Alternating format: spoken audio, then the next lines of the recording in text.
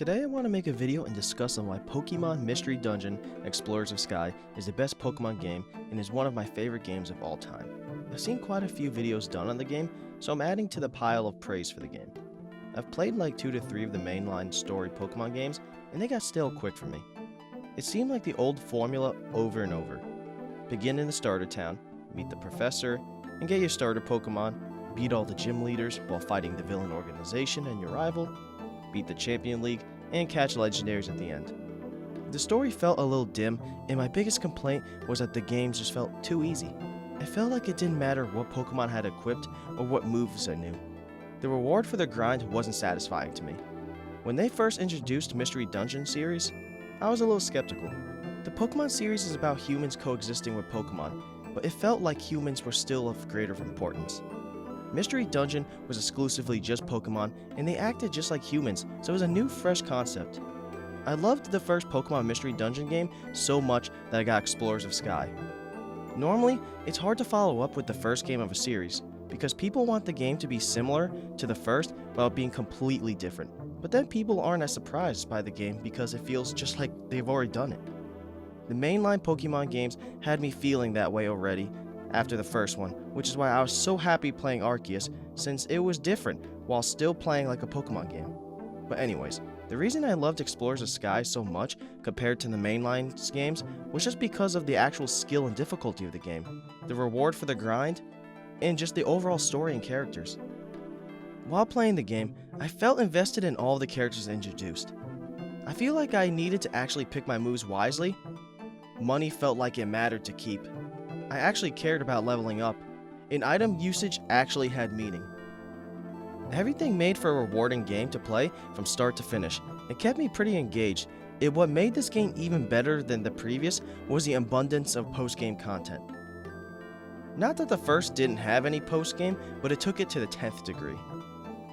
The post-game was a game of itself. Going forward with this video, I'll break it down into 2 parts, gameplay and story. Like I said earlier, the gameplay actually felt like it took thought rather than just pressing whatever one of the 4 moves I had. Explorers of Sky is a dungeon crawler RPG game where you simply go to various locations for a dungeon, and every time you go in, it's randomly generated, so you never truly know the layout. Each dungeon can have as little as 1 floor to as many as 100 floors. While going through each floor, you will be encountering dropped items, traps, monster houses, shops, and wild Pokemon that are able to be recruited. And while going through each floor, you still have what's called a hunger system. Your belly starts at 100, but the more moves you make, the faster your belly depletes. You can give your Pokemon anything to fill up your belly. Apples, gummies, grimy food, etc. Lastly, in the mainline part of the game, you are in control of the Pokemon that you pick, but you also have with you, through the whole dungeon if you would like, a max of 4 people in your party. And you can only have a max of 6 stars on your team, which is size, so sometimes you might not be able to have 4 on your team due to the party being too big, so you might only have 3 available at you. A big part of the game is recruiting. In the normal Pokemon games, you would normally just throw a Pokeball at the Pokemon and that'd be it. Normally you try to beat it to where it's close to fainting, making it easier to catch, and then throw as many Pokeballs as possible until you finally catch it. Mystery Dungeon does things a little differently. You have to beat the Pokemon to have a chance of it asking to join your team. And more specifically, it has to be you, the person in control, to beat the Pokemon. If your sidekick in your party beats a Pokemon, then you have no chance of recruiting it. And on top of that, you have to defeat the Pokemon within 1 tile away from you. That is pretty annoying, as there are a lot of long-range moves, and that limits when you're trying to recruit a Pokemon. Mystery Dungeon DX lets you recruit up to 2 tiles, which is a huge improvement. Makes positioning even more crucial in dungeons.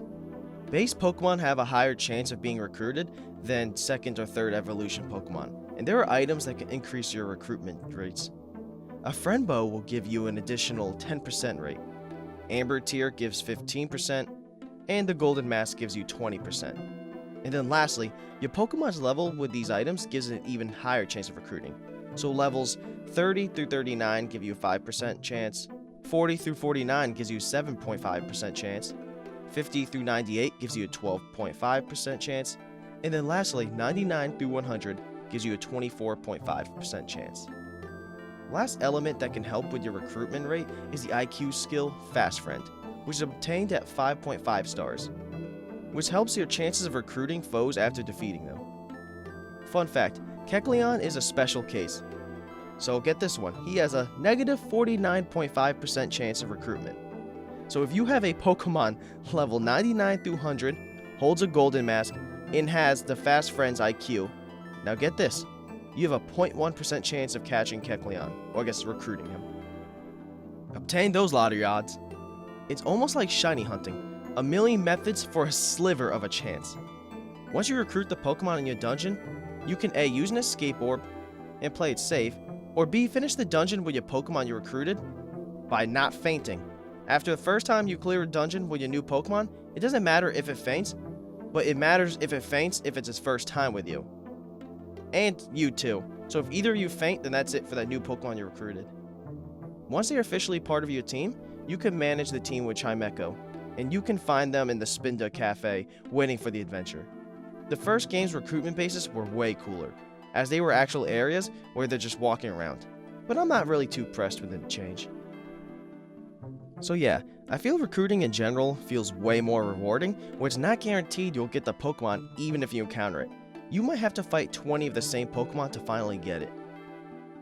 And you always have to make sure you're the one defeating it and not your party, and you're within one tile's reach. So there's a lot to take into account when recruiting. Lastly, you can go in with 4 members at max, and you can recruit a Pokemon in the dungeon, but then, with a wild Pokemon or another member of your team, it needs to go back to the guild. Now that I got that out of the way, let's talk about moves. It's still pretty similar to mainline games. You got 4 moves, typing for them, and only a certain amount of usage for each move. Pretty standard. The game goes a little more in depth with moves in the range. The dungeons are basically just a bunch of tiles, and some moves cover just 1 tile, some cover 10 tiles in a straight line, some cover just your tile as their stat boosters, and other moves cover all surrounding tiles around the surrounding area. Yeah, encounter a monster house where Venomoth are using Silver Wind. You will be in for a bad time quick. Or when you face a rock Pokemon that's just spamming Earthquake from a distance where you don't even see them. Yeah, that can get a little annoying. The game really feels like it's chess, where each move feels important. You can also link moves in the game later, where one turn can use 2 moves. It can be overkill on some Pokemon, could be very useful though when encountering monster houses or tougher Pokemon. And the game makes it smoother by allowing you a preset move to hit without going to the move menu to pick. If you beat a Pokemon with a move, it gives you more experience. And the coolest part of the game is that you don't even need to use a move. You can just press A to use the standard tackle move. It helps save some PP, and when you go on a lengthy dungeon and encounter 10 plus Pokemon in a floor, it might be smarter to save moves. Elixirs are still a thing, but if you don't have one, it might just be better just to press A, or let a party member with more move usage just start being the aggressor. Just because you can't use your moves doesn't mean the others can't. Once again, picking your Pokemon's movements and party formation is key. Your Pokemon's moves aren't the only way to beat an enemy too. You can throw items like pebbles, seeds, or sticks, or use orbs, or the enemy just lands in a trap, or you can just warp them away with a warp seed and hope to never see them again. Like I said, these games make me feel like I actually need to pick my moves wisely and equip myself with the right moves. It's good to have 1 or 2 members with some long range moves, good to have a member with a stat boosting move, maybe a party member with a status move on the enemies, like a sleep powder, and maybe a party member with moves that have a lot of usage so they can be in the front lines beating most of the enemies. I don't feel like I could just coast through the game with generic attack moves like the mainline story Pokemon games. Also, did I say how much I hate Venomoth and monster houses spamming Silverwind, or ground Pokemon using Earthquake from a safe distance yet? You are even able to power up moves and remember old moves that you replaced. I never felt like stat boosting moves mattered since I was a high enough level to just throw out attack moves and call it a day. But Mystery Dungeon makes stat boosting moves so useful. Agility lets you use 2 moves at a time, and if moves are linked, they can be crazy. I love having to pick my moves wisely, as you can't just spam moves when you need them later in the dungeons, and especially in monster houses. It also matters who uses a move, as you got 4 Pokemon to use moves. Lots of move management at your disposal. With the 4 people you can have in a party in the dungeon, you have lots to worry about. Don't let one Pokemon start eating away at your reviver seeds either. So you are in control of the main character the whole mainline part of the game, but post-game you can control any Pokemon. You have 3 sidekicks you can micromanage by giving them strategies on what to do while dungeon crawling, giving them items, IQ skills, and attack moves to use or deselect them. The higher the level, the more tactics you get. The basic tactic is, let's go together, where they'll obviously just stay with you the whole adventure, but more and more tactics are available, like go after foes, which means the second they see an enemy, they'll attack it. This is great for farming XP, but terrible for when you want to recruit a Pokemon. And there's keep your distance, which is great when you're trying to save Pokemon's move usage, or you recruited a low-leveled Pokemon. And lastly, there's a cool hidden tactic called All for One, which is similar to Let's Go Together and has nothing to do with My Hero Academia or All Might. Then you can give your teammates ribbons that can enhance different parts of their stats. And if they have a move that would be super effective against foes, and other moves that aren't, you can deselect their weaker moves so that they don't try to use them. I feel you don't have to micromanage your team to where every floor you need to do something with your team, but it's definitely great that you have the ability to do so if you'd like. And the game reminds me of Call of Duty Zombies, where you leave one zombie alive so you could do stuff to get ready for the next round. In Mystery Dungeon, if you find the stairs, it can be a great strategy to auto-speed your turn without moving, so you can heal you and your party, which then could let wild Pokemon get closer and your belly grows hungrier. So it's just another decision. I feel the game's level progression is pretty solid too, where it's never too easy, and there are plenty of parts that make you have to think. The post-game is even harder and really tests your ability. Heck, a lot of the bulletin board missions can be pretty hard. And like I said, money in this game actually feels like a necessity, and the economy of the game is pretty solid. It's not like the money only matters for an hour or 2 into the game, and then you have max money and you never need to worry again. You can buy moves, ribbons, orbs, the ability to open chests, which have great items in it, and so on. It feels like it matters to collect stuff so you can sell them to get things you'd like. In the mainline games, you get the money you need by the 3rd gym, and then all you're buying is like a million Ultra Balls and maybe a few max potions and revives. This game makes me feel like making money and managing my money, it just matters more. I feel I went enough in depth about the gameplay aspect, so let's get on to the story part of the game. This game is so refreshing, it's nice to not see the same old plot. Mystery Dungeon changes the formula with no humans being in the game, but it being focused on Pokemon who act like humans. There are no trainers, no gyms, no catching, just adventures, recruiting, saving other Pokemon, and how the world got to the point it was, and just vibes. You have amnesia and have no clue how you land on the beach, and immediately meet your sidekick, which you get to decide who you and your sidekick will be. Just a fun aspect of the game with taking the test to see who you get, but let's be honest, everyone does it enough until they get Raoul, because that's what I did. And then you get to pick your partner, which for me is Vulpix. So your partner and you look at the relic we have, but then we have bad guys come and take it and we fight them. And throughout the game, your partner becomes more and more brave because of our actions. But we become better because of our partner. That's how relationships in this world should work, regardless of love involved. Our relationship to our partner reminds me of Sonic and Tails' relationship. In Adventures 1, Tails was the scared, timid guy who was fine with just following Sonic's coattails, but later, Tails starts to think and act for himself and become brave because he was inspired by Sonic. It's time to do something for him! I won't let him down! I won't give up! Reminds me of the route Dungeon goes with the 2 main characters. We then get recruited to the guild and immediately hate Chatot. Dude's a cop for sure. Wigglytuff is goofy, and apparently everyone in the world knows him, and he's a well-renowned explorer. He reminds me of Orochimaru, which yes, I know, that sounds crazy. Obviously, Wigglytuff isn't a villain, but they're somehow both involved with every plot, and they're not the main character. It's funny how Wigglytuff is somehow involved with everything. So once we're in the guild, we each get a bed in a room, and get a nice warm meal every night. We go head into some jobs on the bulletin, while trying to learn more about ourselves in the situation we're faced with. We know nothing about ourselves, and no one knows anything about us. Thank God it's not thrown in our face like Arceus on how everyone keeps talking about how we fell from the sky. It's on everyone's mind at every second of the game. Definitely gets a little annoying.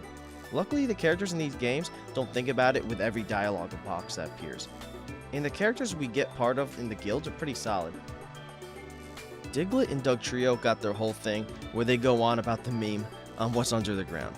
Do they have feet, or a whole body with legs and muscles, or nothing? Dugtrio is the father of Diglett, and Diglett idolizes his father.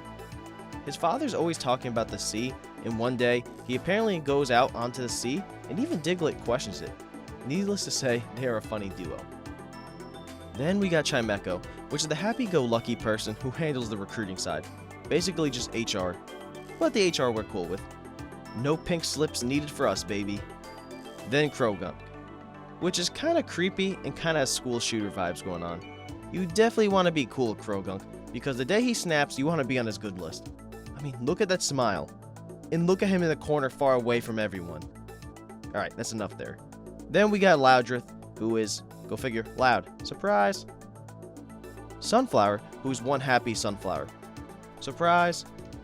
And Corfish, who always seems a little on his toes and a little agitated. And last but not least, the Pokemon of the century, the Pokemon with a great shiny variant, the real god Pokemon, Nardarkius. I'd like to introduce Bidoof. He really is the third in line to be the main character. Anyways, he always seems to be there for you and your sidekick, and seems to get along with everyone and anyone. He could be paired with anybody for an expedition and be reliable, and a great support character. He seems to be the glue of the guild, and when push comes to shove, he's there for us even when we get banished. Bidoof really is a boss. Then we have some characters that run buildings around the town, like the item shop with Kecleon, the item storage with Genghis-Khan, Xatu with the shop to open chests, Electivire with the Link shop, Duskull Bank, Chansey Daycare, and the Marek Dojo.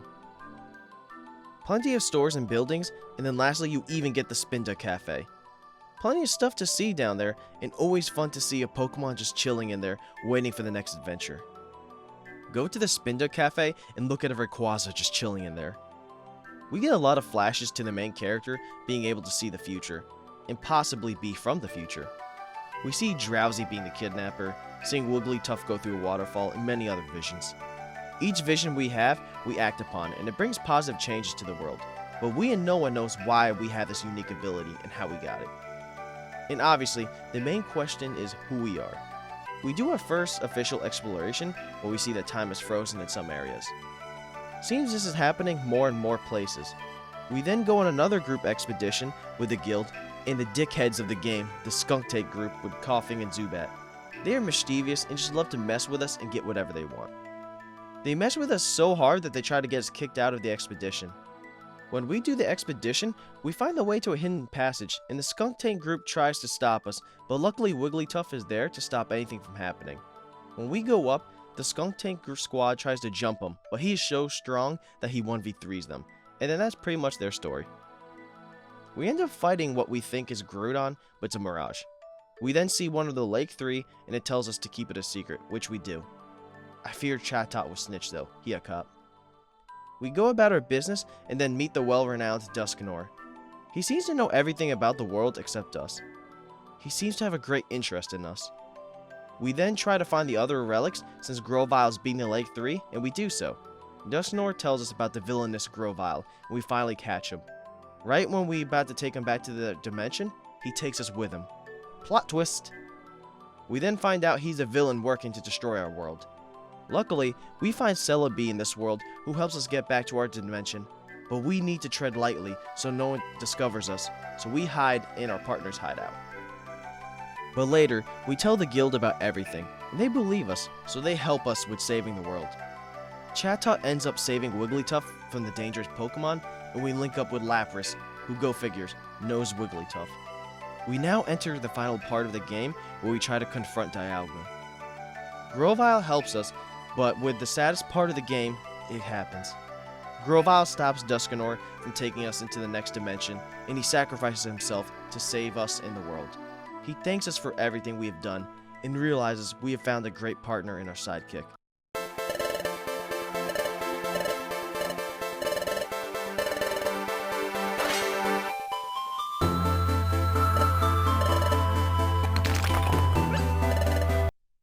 After that, we fight Dialga, and we fight to save the world at the cost of our life. We end up disappearing, but shocker, we end up reappearing on the beach where a sidekick and the goat Bidoof see us. And roll credits, baby. The story has plenty of content and keeps the game pretty fresh for the most part. It doesn't seem to be tedious and has a nice array of dungeons, variety of Pokemon, and plenty of things to do between bulletin jobs, finding the Pokemon you want, and just leveling up and getting items to use or sell. The game doesn't make you sit in one dungeon too many times, and the game has a pretty good progression timeline where you aren't too over-leveled. It does feel like it has a similar story to Arceus, where we, the main character, are a mysterious entity in a world where we have no clue how we got to it, and nobody has answers for it. Our progression to help bring positive changes to the world helps us slowly uncover the secrets of the world and ourselves. We then get banished due to stuff out of our control and have to prove ourselves innocent by the end. We face a final boss and bring back peace to the world. I did like the first mystery dungeon, how Gengar got redeemed, and it seems the Skunk Tank team does not have that going for them. Absolutely no redemption. Would have liked something like that, but hey, it's great to make changes to the story. I like how similar it is to the previous mystery dungeon, without feeling like a port of the old one. It's definitely worthy of being a new game and brings plenty of changes in the gameplay and story for the better. Also, Grovyle was one of my favorite Pokemon already, and normally I feel the second evolution of starters is always ass, but Grovyle was by far the coolest middle. And Mystery Dungeon made him an easy top 5 Pokemon for me after that. Also, I ship Celebi and Grovyle. But yeah, I feel like a lot of Pokemon have plenty of character, and now I can only see certain Pokemon as the personalities from the Mystery Dungeon games. So when I played Arceus, I caught Dusknoir, and it made me feel some type of way because I feel like it was going to betray me. And obviously, there's so much post-game content. There's enough post-game content to be a separate game and slap a $50 tag on it. Plenty more dungeons, Pokemon, items, and legendaries to be recruited. The game also ramps up in difficulty, and at any second, you could be ambushed by a monster house and it'd be GG's. You definitely need to be smart with your team management at this point. And when you get to the Darkrai mission, enjoy having Cresselia at your side. It's a shame because I love Cresselia, and this game made me hate it because of how much of a liability it is. The reviving Seed Eater, Cresselia. Yeah, that's her nickname. You can definitely get enough hours and enjoyment from this game to reason with the price of the game. I can pay $50 to $60 for this and be fine with it. I hope we get a new Mystery Dungeon game that isn't ass and is similar to this with a whole new story. So yeah, that's my take on the game and just discussion about Pokemon Mystery Dungeon, Explorers of Sky. And if you like this video, please like and subscribe for more Pokemon content and anime content as a whole.